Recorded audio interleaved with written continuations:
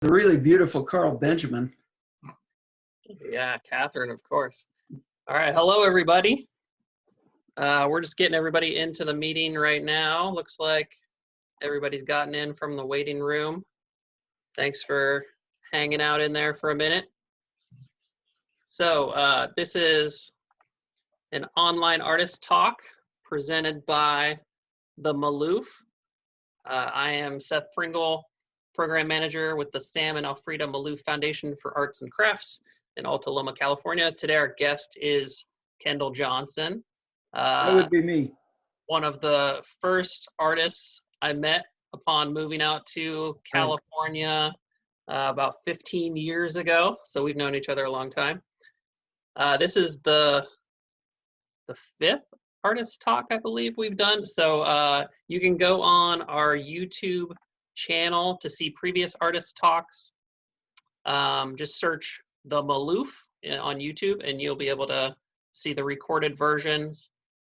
So we're doing these artist talks as a way to connect with our audience during our closure and as an extension of the photography exhibition that we had on view called A Thriving Artists Community, which is photographs of local artists in their environment, their homes and studios. So Ken is one of the artists featured in that exhibition. So we will be doing at the end a question and answer session, but you can type your questions anytime you want. If you look at the bottom of your Zoom window, there's a chat box. You can type your questions in there, and we'll try to get to as many of them as we can at the end. So a little bit about Ken Johnson. So he studied at Cal Poly Pomona, University of California, Riverside, Claremont Graduate University, and International College in Los Angeles. He has a PhD in clinical psychology. He has worked as a public school teacher and is the director of Gallery 57 Underground and has exhibited his work throughout the region and has also published a few books. So Ken is going to be offering us a little bit different format here, presenting as a painter and as a writer. So without further ado, Ken, I'm going to hand it over to you. Thank you, sir. As Seth just mentioned, we met years ago, and he was at the CGU MFA program, and we've sort of just followed each other along since then. So this is really fun. I'm noticing a lot of folks I know. I'm awfully glad to see you here. Thank you for coming. This is one of those really neat moments where you get to not just have an artist talk that goes along with an exhibit you've given, but you get to do anything. You get to hold forth about your political views, or you can mention that you're not wearing pants, or there's all kinds of stuff that you could do at a time like this. What's really cool about this is I get to show some things I've been doing over the past few years, which have been a real departure for me. And I'll start with a story. John Branningham and his wife Ann are in the audience, I see. And I was showing down at Gallery 57, and I had my art exhibit up, and it was kind of an interesting exhibit, I thought. It was about 50 years after I got back from Vietnam, and I was becoming increasingly aware that I suffered from dissociation and some selective amnesia, and I just didn't have a clear memory of what had happened. And I had some little kind of 1950 home movies running in my head that were all kind of pastel colored and not very interesting. Certainly not enough to warrant the symptomology I was feeling, which looked an awful a lot like PTSD, which as a clinician, I knew a lot about. And I decided to venture deeper and see what I could find out about. So I looked at some of the paintings I had done in the past and some new ones I was doing. And I looked at some writings that I had done. I decided to pull them together. So um, about 3 years ago, I was showing those paintings and some collected fragments of writing that I had gleaned, particularly after 9/11, where a lot of that stuff was kicked up again.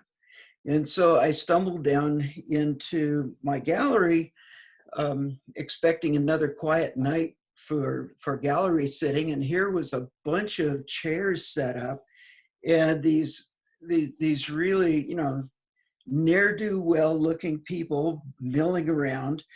And I kind of wandered over to the crowd and very nicely kind of made a little query what the hell they were doing there. And they said, well, this is the monthly reading of the San Gabriel Valley Literary Festival. And we're meeting here tonight. So do you mind if I sit in? And I said, not at all. And we chatted a little bit more, and they asked me who the artist was and who was the writer who put the fragments of writing up. And I, mea culpa. And they put me on the spot right then and there and asked if I'd read. And, I'm not a stranger for speaking in public. And I can talk to 300 to 500 people without getting agitated about it, but standing up and doing something like personal like that, that was a where have my pants gone moment. I was just stumbled through it.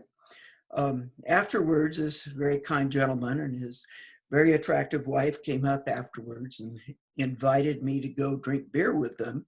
That was the custom following those readings. And so we went. Well, I found out that she was an artist and he was a writer.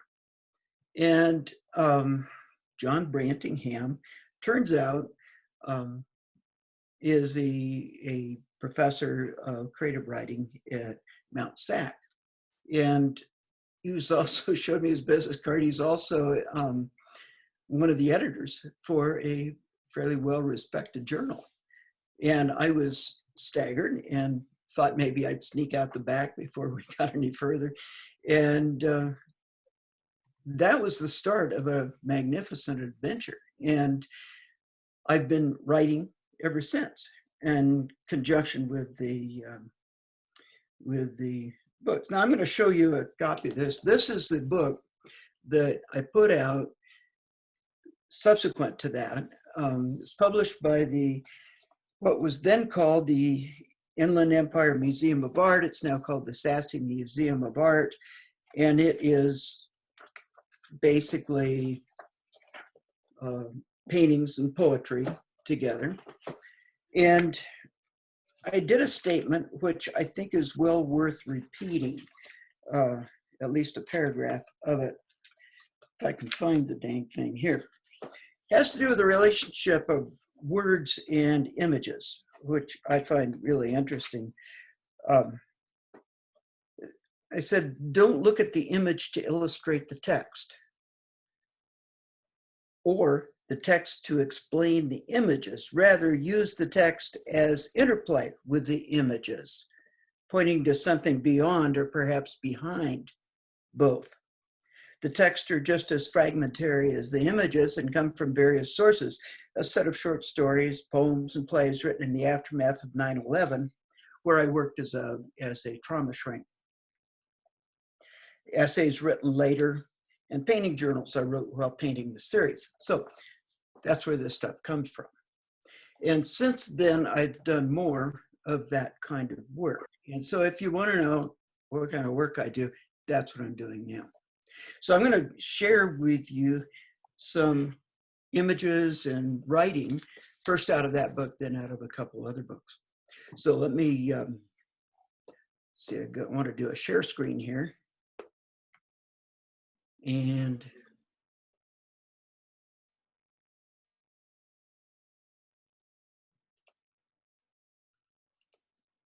I'm definitely hoping that we can get through this in one piece.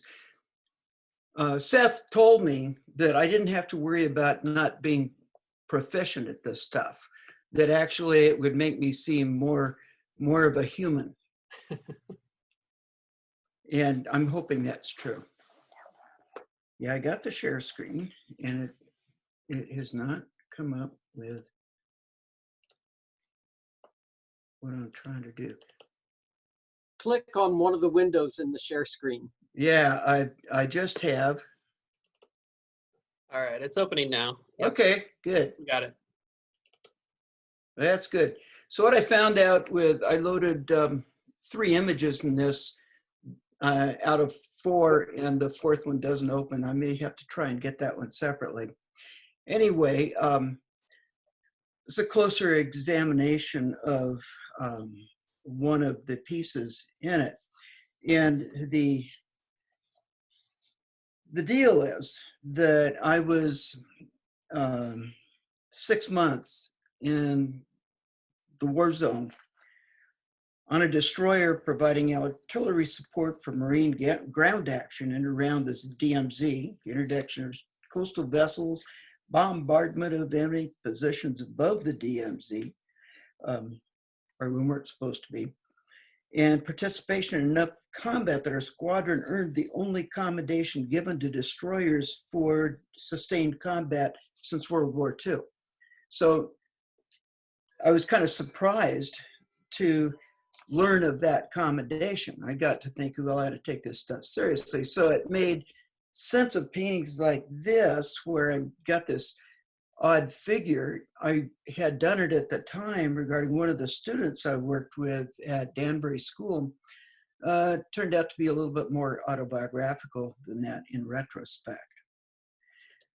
In that series, I also played with the idea of fragmentation and how our perspective kind of breaks down into a relationship between momentary experiences and the continuities between them. So this is basically a landscape, but it's a fragmentary landscape. And I find one of the recurrent themes in my work over and over again has to do with this fragmentation. Obviously autobiographical, but I'm interested in implications of it. The third one out of that book that I wanted to show you was this. And again, the idea of constraint, of woundedness, of well, they're meant to be projective, and so you make of them what you wish. I make of them scarring and fragmentation, and the effect of having one's own conceptual and emotional world bound and constrained. Last one, open up. I don't know whether it wants to. Let me try closing now. Doing that one more time, because it's the one I prefer showing you. Did that one open up for you guys? No, not yet. You're not seeing it. Okay, let's not worry there, about wait. Yeah, it just opened up now. it. I disappeared it. Okay, so let me go back, and I'll come down here and try and get back on this thing.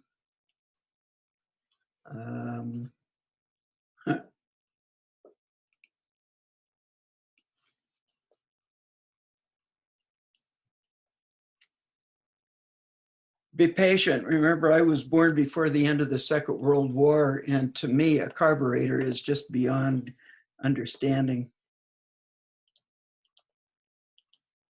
Now, that isn't giving me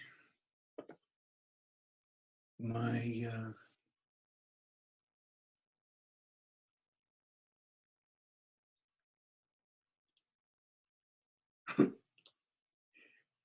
I'm having just a very trippy time here, and I tried before clicking on that little Zoom thing. Aha. Okay, new share. Ha. We may be going somewhere here.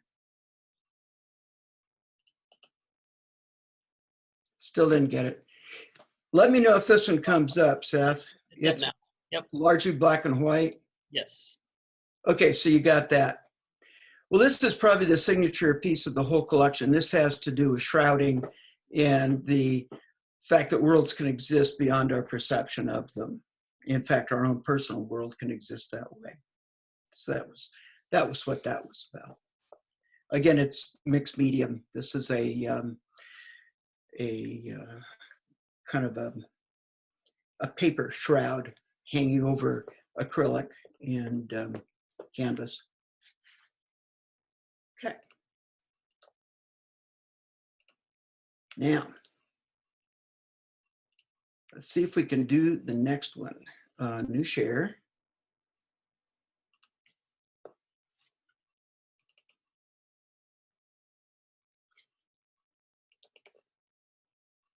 I don't think you need to hit share again. If you Oh, just okay. open up a new folder, I think it will keep the share going. Yeah. Okay, so we got this. Yep. Looks good. Okay, so this is the second book I was able to do. This has to do with a hunk of land above Claremont called Johnson's Pasture. Johnson's Pasture was purchased in, I think, 1907, if I'm not mistaken, by my great-grandfather. So the family held that until the 50s. And I grew up in it and around it and through it. And so it's been a very, very important part. So I decided I would explore it with both writing and painting. But I also added a second medium into that, photography. And I'll read the part that goes with this first, and then I'll go on to the photograph. So this is called Harvesting Moon. Gnats and doubts linger. Drawn to witnessing moonrise from the east, I set my pace somewhere between fatigue and time. View from the overlook could be worth it. Harvest moon looming above, counterpoint to the latest crop of houses and concrete below. I seek that reassurance. Old bones still pressing upward, darkness gaining. Foothill light fading, path steep yet less visible, the quiet closer. This piece is a composite photo. It consists of photographs I've taken of the pasture, plus photographs I've taken of paintings that I've done. And I found that I could sandwich 2 or 3 or 4 in together, then work with them as a separate identity. And they got pretty interesting. So this one is called Getting There. As the day warms and city falls away, sights, smells, sounds of wild replace discordance from below. Opening up becomes the order of the day, overriding discomfort in legs, lungs, noticing small changes, prints, tracks, evidence of passages, large and small, sounds of small animals and larger. A hawk cries raspy shriek overhead.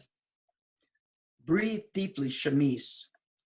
Creosote, rosemary, sage, a terpene heaven, eucalyptus and sharp pine, all bringing us here, home, now. This is the second composite photo, obviously eucalyptus trees plus some other things. For this, I did simply a kind of a prose piece. It's called Image Capture. It's about photography.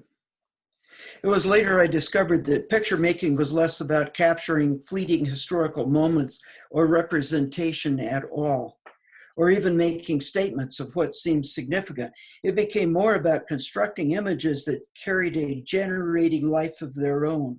This meant time processing, images in the darkroom or Photoshop or on an easel.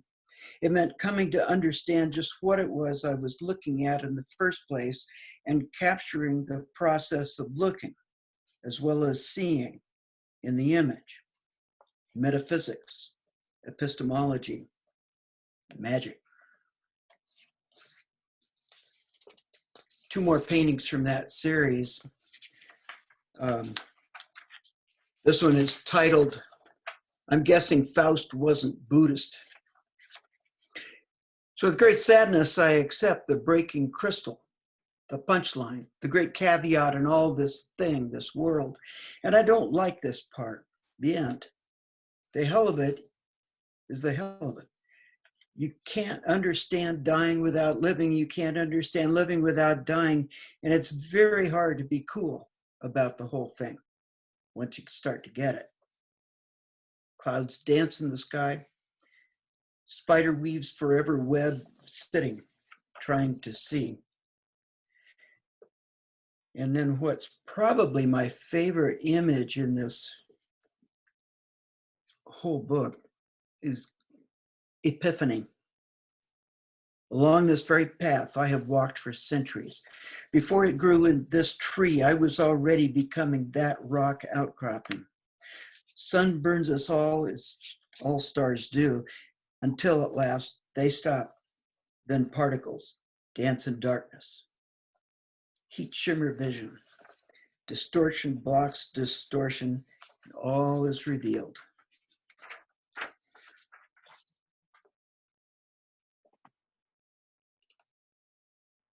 Let's see if I can just get to this.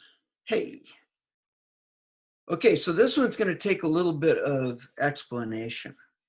This is one that was published just this last January, and it was done through the auspices of the Sasse Museum of Art. So one day I was minding my own business, and Gene Sasse, the director of the Sasse Museum, calls up and says, "Hey, you looking for something to do?" And I said, "Sure." And he said, "Well, as you know, we put out books. We put out electronic books of catalogs or virtual tours. And I wanted to put out a virtual tour. It turns out that the Van Gogh Museum in Amsterdam makes available to nonprofits their full resolution images of Van Gogh's work, and we're free to use them. And so I would like you to put together, to curate an exhibit of his paintings and write commentary for that exhibit. And then while you're doing that, just add something of your own to it.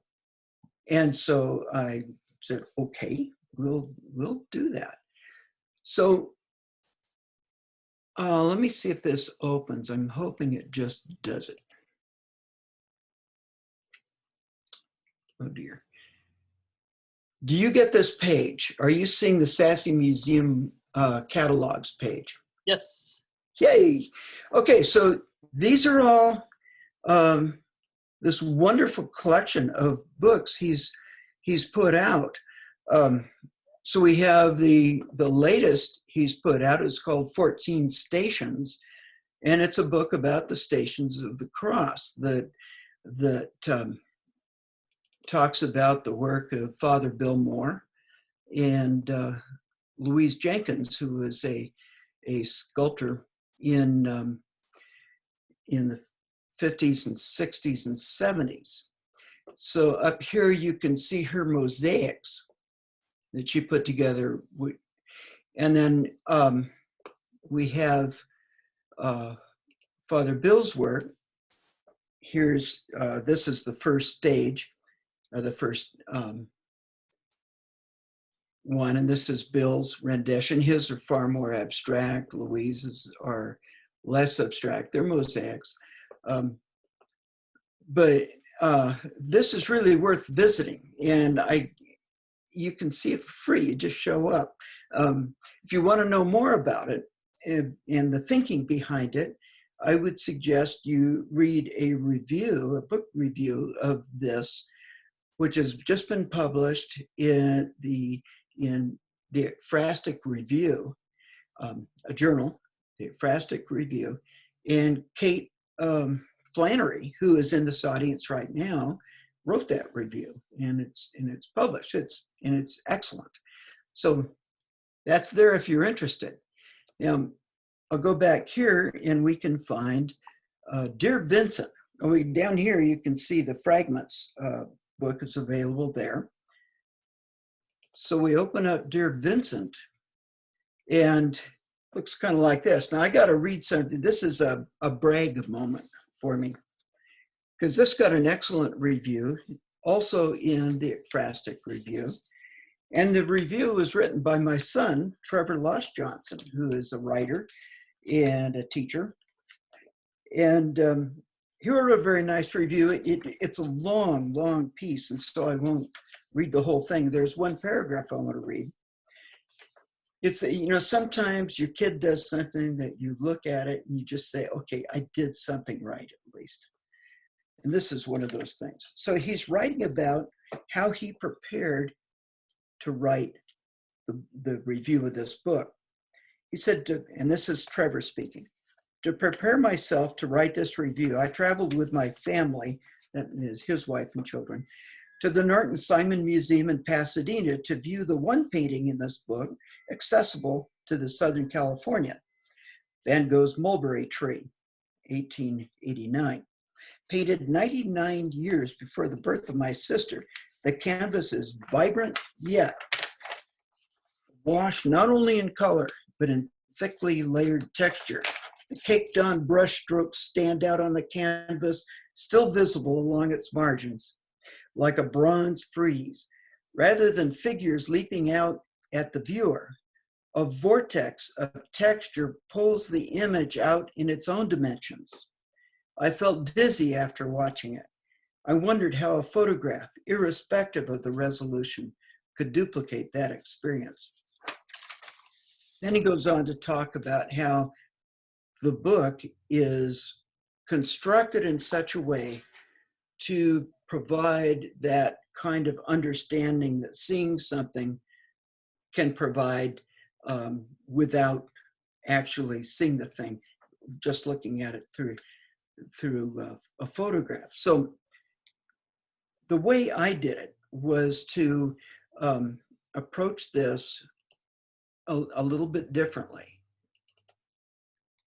So here is the page when you open it to the Mulberry Tree, one that's available in Pasadena to go see.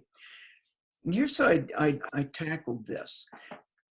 I wrote my writing part of it in 3 sections. One was a description of the painting. I then quoted Van Gogh from his letters. Now, Van Gogh wrote, I think, over 1,300 or 1,400 letters that have been published. And some of them are really good, excellent writing. So I snatched pieces out that either talk directly about that painting or about some idea that you needed to get the painting. And then I put that in, and then I wrote a letter back to Van Gogh, hence the title, Dear Vincent. So I'll read how this one goes, and that's all we'll do for this book. So it's the Mulberry Tree, 1889. Here Van Gogh completes an extraordinary painting of an ordinary tree, its inner dynamism reflected by its surrounding space. Color builds on texture, composition focuses attention, complementaries vibrate. Vincent's neurons drive his brushstrokes, which in turn enliven our neurons. This tree is nothing short of a miracle. We walk into the garden expecting a simple tree, but are confronted instead by God.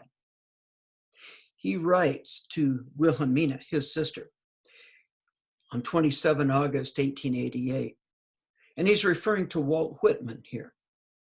He, Walt Whitman, sees in the future and even in the present a world of healthy carnal love, strong and frank, of friendship, of work under great starlit vault of heaven, a something which, after all, one can only call God, in eternity, in its place above this world. Then I respond back to Vincent. Dear Vincent, your landscapes trade restraint for wild abandon, for rapture. They enchant. In pursuit of your vision, you chose to live outside conventional norms. And in so doing, you died to that more prosaic world. Vincent, you are Charon, the boatman carrying us away from the world premised upon blindness and preconception. Through your work, we see the world differently. The river Styx is what we believe to be the end, but you show us that it is only the dawn. Your paintings usher us into our tomorrow. Fall landscape canticle, mountains flux and flow, sun-spun gold stars wheeling, trees twist and entwine, a mad, holy love song. I like Van Gogh. Okay. Now, I wasn't quite sure how much time I had, and I'm glad I cut this down substantially, Seth, because I want to spend just a few minutes here before we do any questions on the latest project. So the latest project is a book called Chaos and Ash. And this is published by Pelicanesis. And it's going to be coming out in August. So I thought I'd read a couple pieces from it. It's really different than the other stuff, and the artwork is different in it also. So remember I said that I was a trauma therapist and went off to big events and did that kind of stuff. Well, I did that for 25 years in addition to my teaching, and I was involved in a lot of different large events, from shootings at Columbine to the 3 years of agony that LA went through after the riots, to 9/11. And so what I've done is created this collection of stories from those times. I got a blurb I've got here. I wanted to point out the blurb, I just got it back. It's from Miles Wilson, who started the creative writing program at University of Texas. Miles Wilson also served in the Dalton Hot Shots, which is a firefighting crew north of Glendora. And he and I were on a couple big fires together. And I got back in touch with him, and I wanted to see if he'd be willing to write something about this, and he did. So I'm pretty delighted about that. So in doing this, I've used the composite photography again, gone back to that for this book, and I've got a whole series. I've got like 16 of these, 5 of which were used in the book. I want to read 2 things from that book. This is a preview of this book. It's coming out in August. The first is on the Esperanza fire, which you may recall burned down near Cabazon in the mountains to the south of Cabazon, and it burned up a crew. I was on that fire. This is Esperanza Fire, 2006.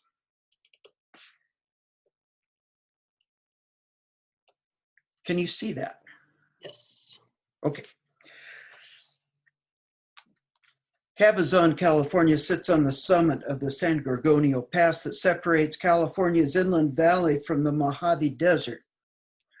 Cabazon is known for its life-size cement dinosaur creationist church, a sea of gigantic wind turbines that could daunt Don Quixote, and its huge golden casino the 310-room Morongo Casino Resort and Spa towers over the rest of Cabazon.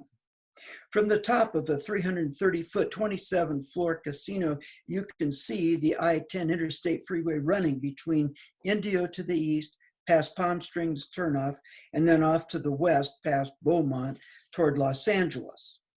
And should you have been standing atop that casino at 5 a.m.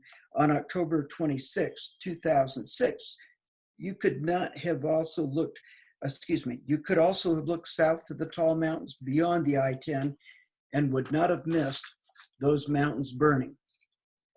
The Esperanza fire started at 1 in the morning to the west near the southern edge of Cabazon, and by daylight was already 300 acres and growing fast. I'm going to change pictures here.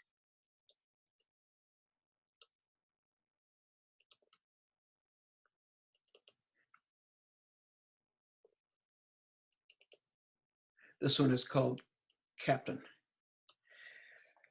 The fire continued its lightning fast run up the side of the mountain, and by 7:15 a.m., hours before the full heat of the day, had burned to death 5 U.S. Forest Service firefighters, the entire crew of Engine 57. It then went on to consume over 40,000 acres, 34 homes, 20 outbuildings, totaling some $9 million of associated damage. The local district that had provided that engine crew was devastated by the loss of its own to a fire determined to be of human origin.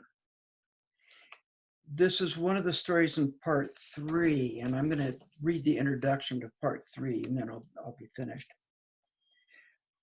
The title of part 3 is Dark Hours and Better Angels. When I was young, I didn't understand the evil around me. My family had its share of harmless and not so harmless oddities, and the community held its secrets and inequities. A little older, studying philosophy, I explained evil away as the absence of good, misdirection, or mistake. God may have had something to do with all three. Much later, following Vietnam, it was clear to me that all of us are capable of evil, if conditions drive us to it. But with this trauma and consulting work came a set of incidents that pushed beyond reason or excuse. They uncovered elements of a world I didn't want to see or know about, dark spirits in close quarters that still shape my days and haunt my nights.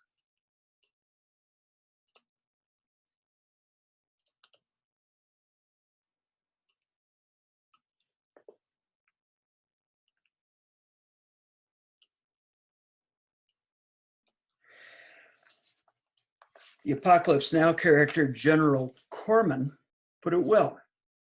Quote, "There is a conflict in every human heart between the rational and the irrational, between good and evil, and the good does not always triumph. Murderers, serial killers, rapists, and sociopaths lay the foundation for these new events, and dealing with their aftermath provided me income and prestige. It also sometimes made me want to shower and use mental floss. I desperately wanted the world to work, to be a better place, but was confronted with incidents that provided ample evidence otherwise. Yet at the same time, in some of the darker hours, I was occasionally surprised to meet people of a very different ilk. These were the souls to whom our 16th president, Abraham Lincoln, had referred to in his first inaugural address on March 4th, 1861, as the better angels of our nature. I came to notice them, particularly in Los Angeles and New York. They helped me to understand that I have never worked alone."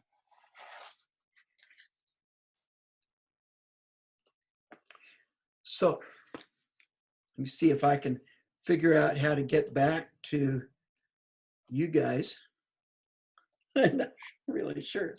So yeah, wherever you clicked the share screen, Oh, then I click it off, huh? end share option, Stop share. or yes, Hey. stop share. Great. So Looks like nobody left. I'm amazed. Fantastic. everybody's hanging in there. Awesome. So thank you so much for that. Yeah, so we have a few questions in the chat box right now. And, you know, I've got a million questions in my head too, but if anyone has a question, type it in the box and we will try to get to it. So first question from Tom is, how do you find your approach to working with traumatized groups varies from therapists that haven't experienced serious trauma themselves? Read that again. That Okay. sounds clinical. Do it again for me. So how do you find your approach to working with traumatized groups varies from therapists that haven't experienced serious trauma themselves? Okay, that is such a good question, Tom. Part of the problem with this is that if you haven't walked in that territory, you don't know what you're talking about. But if you have walked in that territory, you're probably dinged up yourself in such ways that it constricts your ability to respond fully emotionally. So we're in a dilemma here.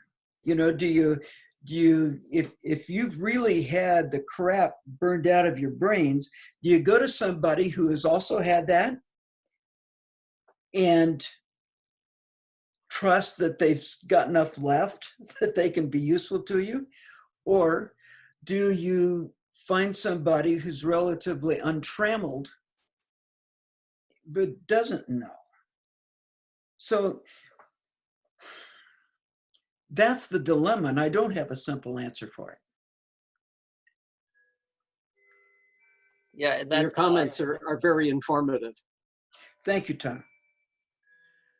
and so that seems like a very relevant question and issue, especially with veterans, where veterans kind of need other veterans to lead them into healing or therapy or, you know, civilian life.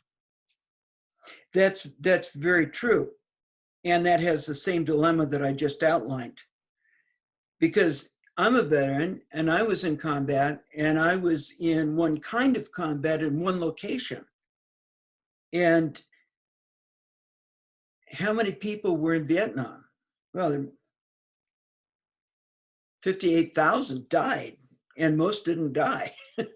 You know, millions served in Vietnam in different degrees of combat, in different contexts, in doing different jobs.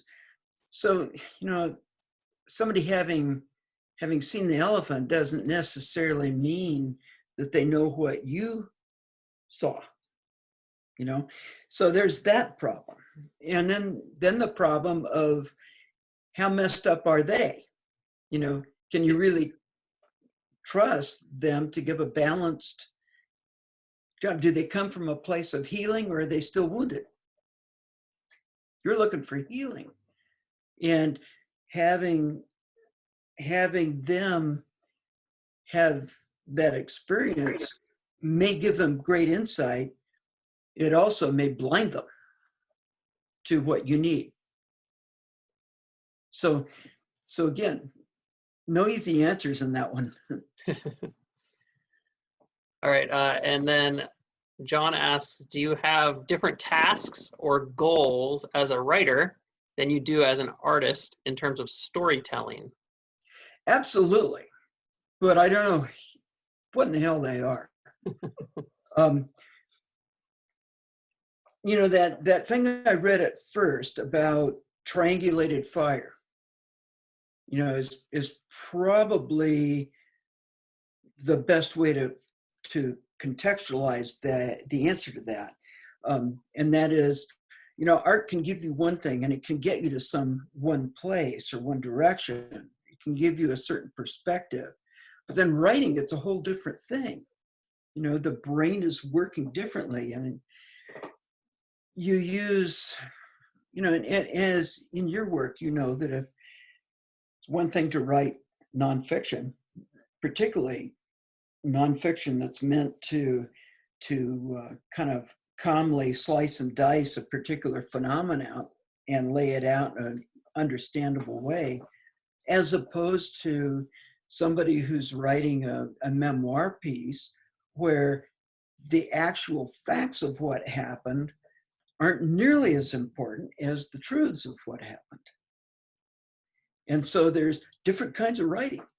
And in each of those different kinds of writings can get you to some place, but it might not be the same place. And so if I, in my fragments book, I was trying to find clarity in what memory bits and pieces I had rattling around in my head, and it helped a little bit. That was my task and goal there. It took both writing and art to get that far. And it's not anywhere near as far as I need it to be. You know, so in general, if the issue is storytelling and we're trying to relate a story which by definition takes place somewhere, has to do with somebody who's going through some things, and they go through changes and the situation changes as they get there, and finally they get somewhere. You know, that's a story. And how you tell it, you know, some people can draw it with great accuracy, but they can't use words to explain it. And some people can explain it or at least describe it with words, but they're no good when it comes to drawing. And there's some people who could do a little bit of both. I could do a little bit of both. So tasks or goals. And what's the point of writing anything? What's the point of painting anything?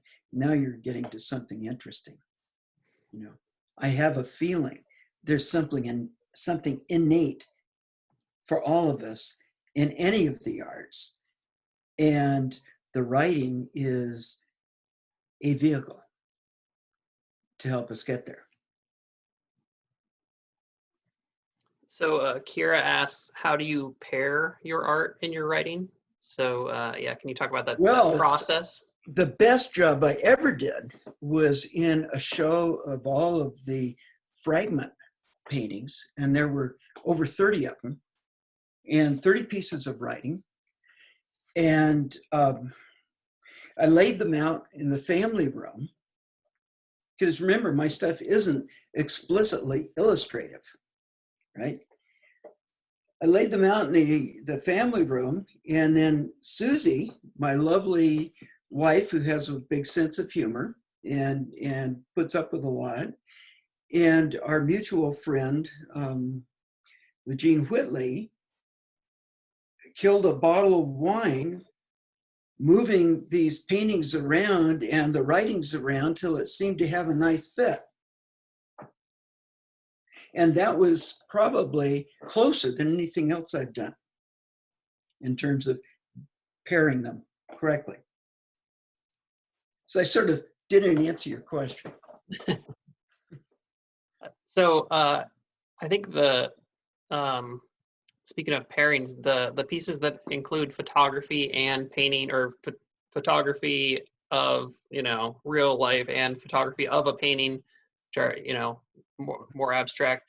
To me, they have a lot of aspects similar to memory, and you know, you're thinking about memory and fragmentation, and I'm wondering how you think about the experience of these, because for me, when I'm looking at them, my mind at first kind of toggles back and forth between trying to discern between the photograph and the painting, and then it kind of comes together.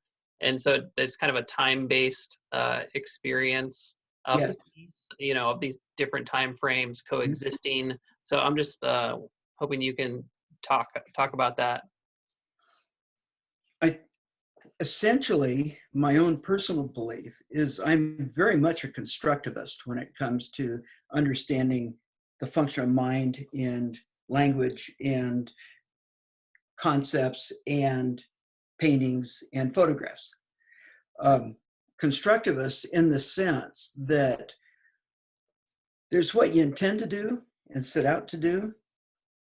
And then there's the things you discover along the way, which in some sense you've created too, but in another sense you've seen for the first time. And so it's this rather amazing adventure of setting out, maybe with a clear idea, maybe not, of where you're going, and then finding yourself somewhere else that's much better, that makes more sense, that reminds you of the things that you were looking for all the time and now have found. Does that, that's kind of a roundabout way of answering your question. But the idea is that we construct our images, whether we're simply looking out the window and seeing a car go by, or whether we are painting something on a canvas, or whether we are diddling with a picture till we get it adjusted right. That it's a process, and it's a constructive process, and we bring a whole raft of history and tools and capabilities to the process of making it finished. But you know, when Sumi makes these wonderful fabric art pieces, there's history wrapped up in those, and it manifests in some ways that she's not aware of, and that manifests in the way that they build to something that she may not have envisioned on her way in. And I'm sure that's the same way with most people who write stories. You get something started, and you find your way to the finish line. So I have another question in terms of Yes. art therapy and how you think of the therapeutic aspects of art. Michael Woodcock used to say that anything done finely can be therapeutic. And I'm wondering if, do you think that all art making is therapeutic in some way, or how do you distinguish between art therapy or just art? Yeah. Making art is rarely destructive, first of all. But given that, then you have to look at this idea of what therapy is and what its purpose is. And, I have a doctorate in doing therapy, and I know too much about it. One thing I know is that what's therapeutic to one person is not necessarily therapeutic to the other, not in the sense of their own symptom resolution, but in the sense of what the goal of the thing was in the first place. There are some people who build entire lives out of parsing the concept of change into such minute particles and setting specific goals and objectives for each of those little mini views of what positive change would look like, that by the time you finish it, the person's crazy. You've made them crazy. Some people look at therapy as this be all and end all state where we move towards that which humankind has strived for historically in the whole range of its experience. We I don't know how to describe it. We want to get off our ass and get up the road. We're trying to find some meaning to this business about the passage of days that seems to go forever till you get closer to my age, and then you're feeling each one's pretty precious. But where have I gone as an individual in all the months and years of therapy I've gone through? Where was I trying to go? Half the time I was trying to get rid of nasty little behaviors or tears that would wake me up at night, or I would try and work out a relationship with somebody, and they were pretty set goals. And other times I would go in with a vague sense of discontent that everybody else called a midlife crisis, or a spiritual crisis. And where's the end of that? Well, I don't know. This business of therapy is a really interesting question. If you went through the re-education camps in Cambodia after Pol Pot took over, their idea of therapy is vastly different than your idea and my idea. Their idea has to do with social conformity, and they'll whack it out of you until you're either conformed or dead. If, on the other hand, you're one of the generation I grew up in kind of Carl Rogers-y, it's about self-expression. It's about self-actualization. It's about becoming all that you could be, just like the Army says. This is a very contentious and very interesting and very human conversation we're having here. What is therapy? Well, yeah, art could be very therapeutic. Yeah, well, I think there are plenty of things for us all to ponder this Friday evening. Seems like a good time to crack open a bottle of wine. Excellent. Yeah. Anything else before we sign off? Well, one thing, I want to thank you all for coming. I really appreciate you attending this. This is really fun. The other thing is I want to come back and delve more into Chaos and Ashes a little bit more at some point, if we could have another reading of that where we just focus on that. Yeah, so we'll show all the artwork in it, but that's kind of window dressing to what the story is. So that book is coming out in August. So everybody stay tuned for that one. And we'll be back next Friday with David Amico. So check that one out. Register for that next artist talk. And if you joined us late, or if you want to rewatch something that you missed, we'll have this one on YouTube in the next couple days. Just look for the Maloof YouTube channel. But yeah, thanks everybody who's joined, and thank you so much, Ken. Really enjoyed that. That's much appreciated. Thank you for coming. All right. Bye-bye. Take care, everybody. Thank you.